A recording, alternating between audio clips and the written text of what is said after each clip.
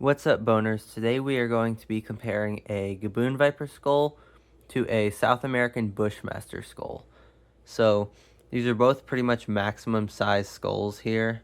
We have the Gaboon Viper at around 7 inches long. Here, let me back this up. Gaboon Viper at around 7 inches long. I think a little bit less. And then we have the South American Bushmaster at around 6 inches long. Now the difference is, in size anyway, so Gaboon Viper is on average around 6 to 8 feet long, and it is going to weigh 24 pounds or so at maximum size, potentially more considering that the 8-foot Eastern Diamondback weighed 34 pounds, so it wouldn't put it past me for a Gaboon Viper to weigh more than that. It's just that rattlesnake was obese. So I don't know how that freak accident happened, but Gaboon Viper could potentially beat 34 pounds, I'm guessing anyway. Although I think the heaviest one weighed was only 24. But anyway, whereas the Bushmaster gets up to 13 feet long and weighs up to 11 pounds, so not even half the weight of the Gaboon Viper, but it is twice as long. Anyway, so for our first skull, the Gaboon Viper, the main noticeable thing here, these are 2-inch long curved fangs. So this thing, as you can see, could go straight through my finger. It could actually go straight through my wrist. So if this thing bit you, that could go straight through your arm. And then these teeth in general, this skull is so big that if this were to like open its mouth and chomp onto me, my hand could just slide through its mouth and it would just rip through me with these serrated teeth. Like, that would be crazy. So it could cause a lot of damage even without the venom. All these teeth here are relatively thick and they're not needle-like like a lot of other snake teeth. Also, this is a viper, so we look at the top of the skull. Vipers have triangular heads, and that is because they have the venom glands that sit right here. So it's got these two huge venom glands sitting here, and that is why it produces so much venom. And it has the second highest venom yield of any snake species after the king cobra. So it's a lot of venom. And the venom is extremely necrotic, and you get bitten by this, you're pretty much, even with the anti-venom, losing your leg or wherever else it bites you. But usually it's the foot where it bites you, you end up losing half your leg. So not a pretty thing to be bit by the Gaboon Viper. With the nasal cavity here, really large, so good sense of smell. Most snakes have a pretty good sense of smell. Although, you know, part of that is due to their tongue with their Jacobson's organ. The eyes are relatively large and in the front here, almost towards the front of the skull. There's still a bit of fang area. Thing here, the fangs on vipers, you see that this bottom jaw, if it closes its mouth all the way, well, these fangs are going to go right through the jaw. Well, the adaptation it has, is, and all vipers have, is that the fang swivels up like this in the mouth when the mouth is closed. So this whole piece will swivel up when the snake is alive.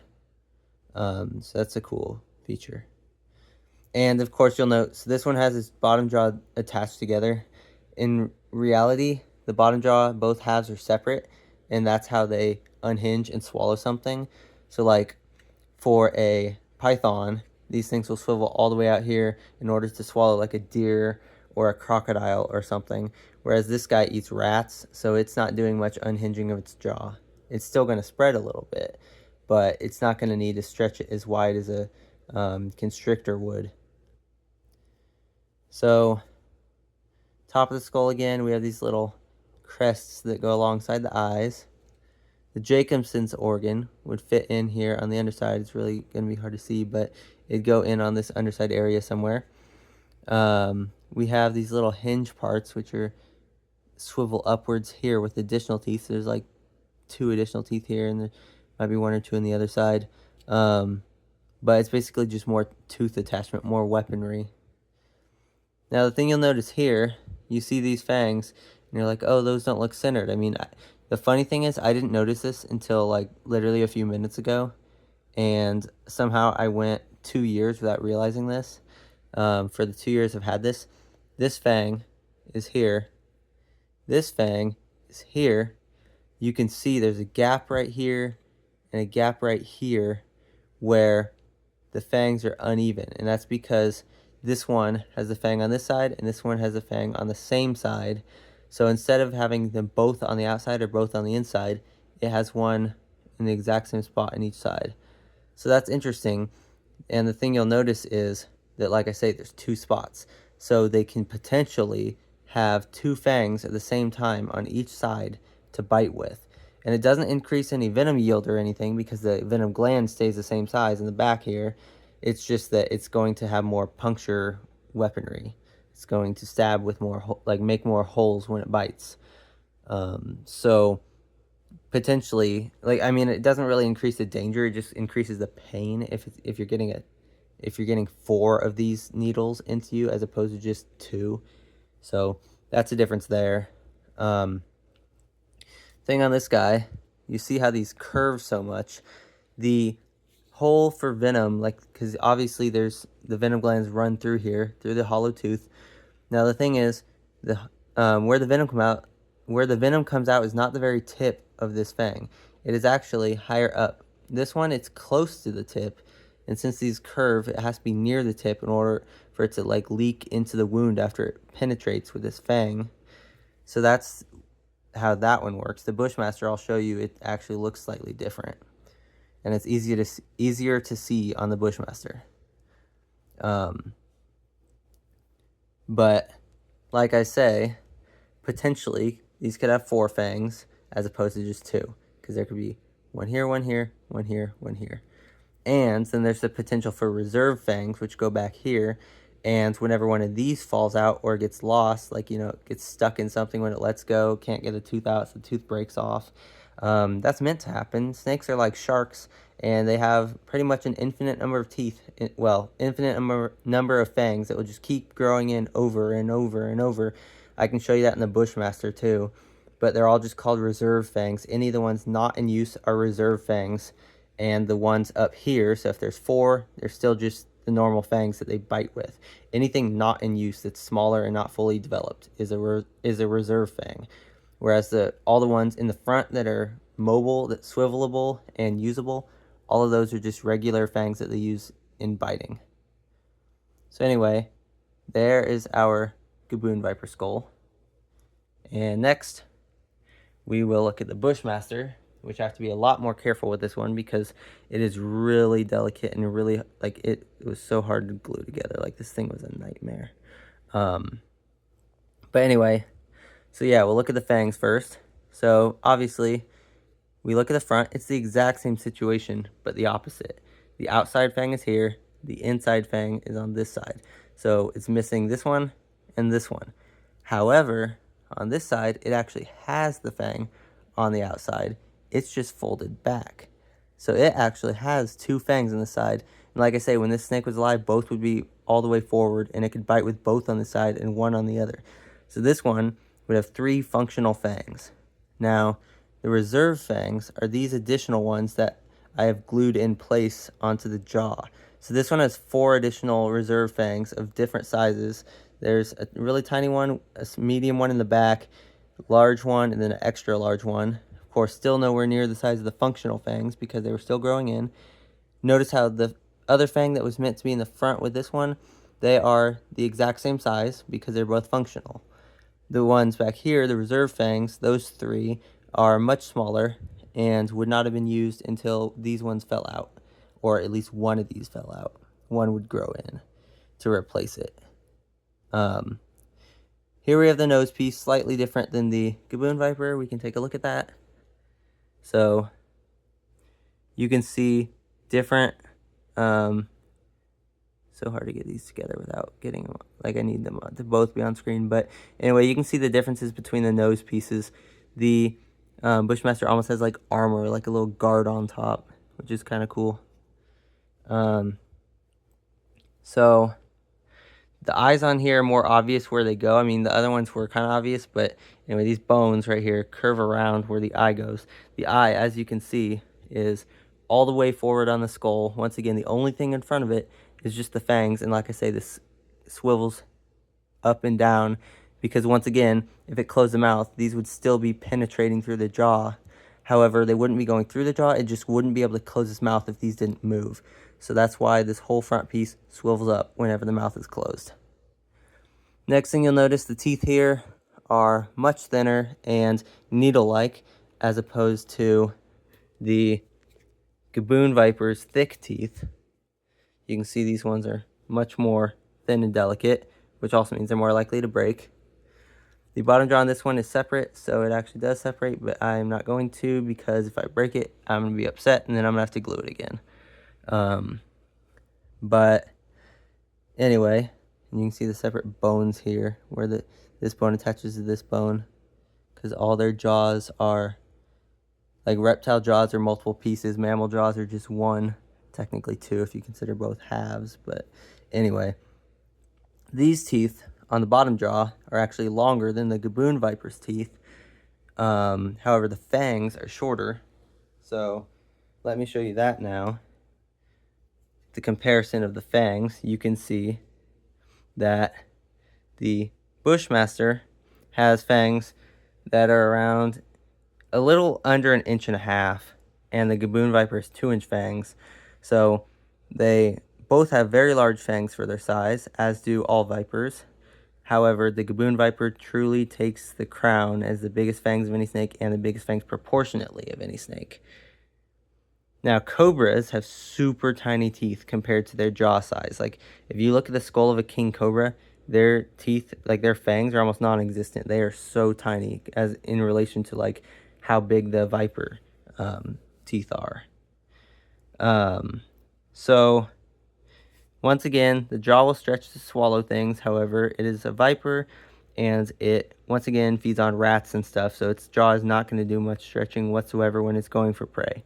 So both of these two snakes are feeding on things much smaller than them, so they do not need to open their mouth very wide at all.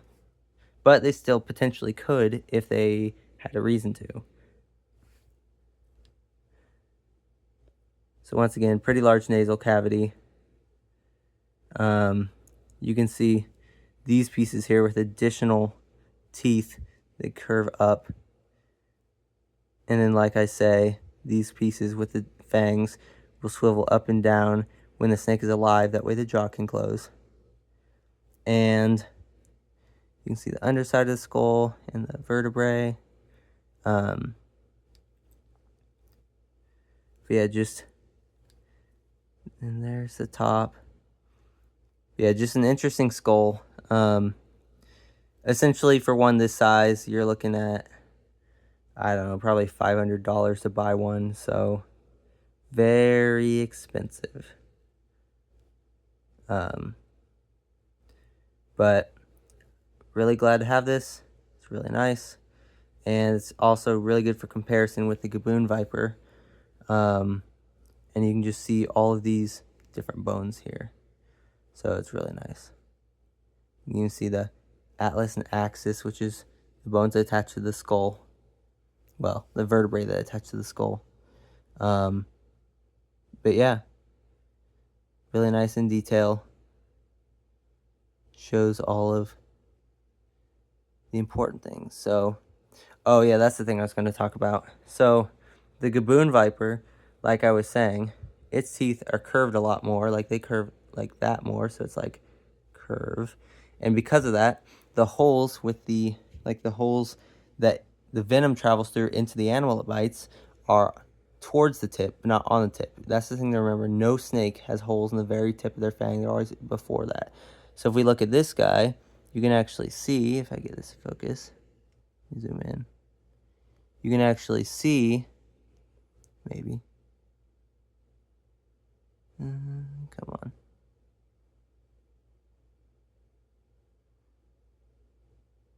Let me zoom out some. Anyway, it's kind of hard to see, but there's a little groove there. There we go. That groove is actually a hole that travels through the fang, because the fang is hollow. Venom comes out of this little hole in the front. So you can see that it comes out about where my fingernail stops, towards the left of the screen, and that is where the venom comes out. So it's actually got a good chunk that is not like it's totally, so this part will go into the prey, and then the venom will leak out of this hole and go into the prey item's wound that it made with the fang. And like I say, on the Gaboon Viper, it's closer to the tip because their fangs curve. So with super curved fangs, it's not useful for them to be towards the front because it's not going to make it into the wound as efficiently. So that's why it has its holes closer to the tip. But once again, no snake has them on the like the holes directly on the tip. That's not how it works. They leak from in front of the fang, higher up from the tip. But yeah, so that's a pretty good look at a Bushmaster skull and a Gaboon Viper skull. Now, there's multiple species of Bushmaster, and this is the largest one, called the South American Bushmaster. Then the Gaboon Viper, it's a very large, like I said, very heavy snake, over twice as heavy as the Bushmaster, like I said, and its relative is the Rhinoceros Viper, which both look very similar, but it's actually kind of interesting. Their patterning is almost identical, except the Gaboon Viper is like brownish, orangish, and gray, whereas the Rhinoceros Viper is like bluish, greenish, and red. So but their patterning looks almost identical in some of the images you can find online. It's just really interesting how they vary. And also the Rhinoceros Viper is smaller. However, there were some specimens reported that were apparently larger than the largest Gaboon Viper, but those ones are not really well reported of that size. Usually they're a lot smaller, like 40 inches. But they certainly can get up to 8 feet. And so can these guys.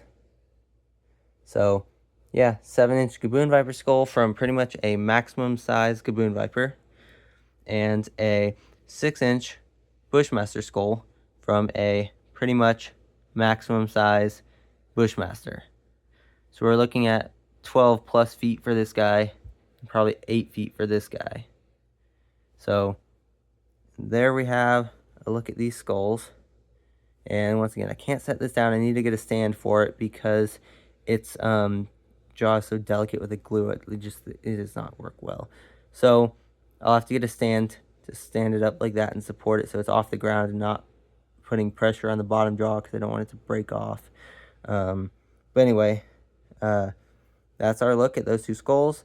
So thanks for watching. Don't forget to subscribe, and I'll see you next time.